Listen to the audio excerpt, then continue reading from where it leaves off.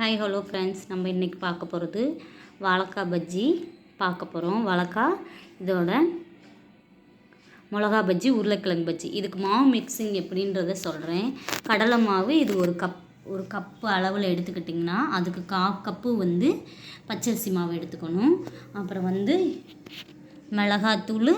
மிளகுத்தூள், பெருங்காயத்தூள். உங்களுக்கு ஃபுட் கலர் வேணும்னா ஃபுட் கலர் ஆட் பண்ணிக்கோங்க. ஃபஸ்ட்டு கடல மாவை இப்படி சலித்து எடுத்துக்கணும். கடல மாவை நல்லா சலிச்சிடணும், கெட்டி இல்லாமல் சலிச்சிடணும். இப்போ இது 2 மாவுமே சலித்து எடுத்துக்கிட்டேன். நான் வச்சுருந்த மிளகாத்தூள், மிளகுத்தூள், பெருங்காயத்தூள் இது எல்லாத்தையுமே போட்டுக்கிறேன்.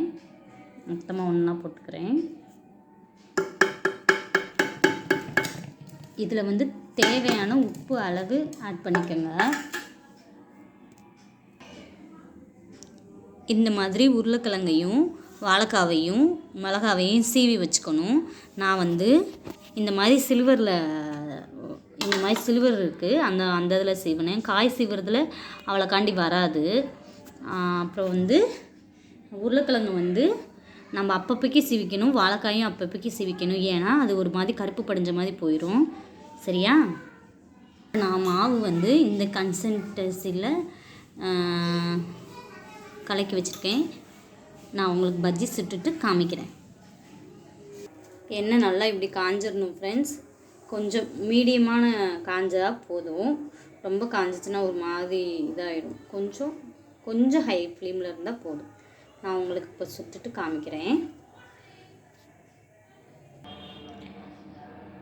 சூடான பஜ்ஜி, வாழைக்காய் பஜ்ஜி, உருளைக்கிழங்கு பஜ்ஜி, மிளகா பஜ்ஜி எல்லாம் ரெடி ஃப்ரெண்ட்ஸ்.